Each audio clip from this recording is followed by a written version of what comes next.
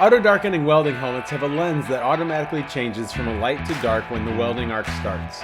This is called the auto-darkening filter, or ADF.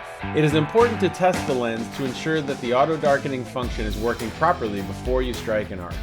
There are a few simple ways to do this. You can hold it up to a bright source such as a light bulb, you can give a quick glance at the sun, or you can use a torch striker to see if the spark darkens the lens. If the lens doesn't darken, check the battery.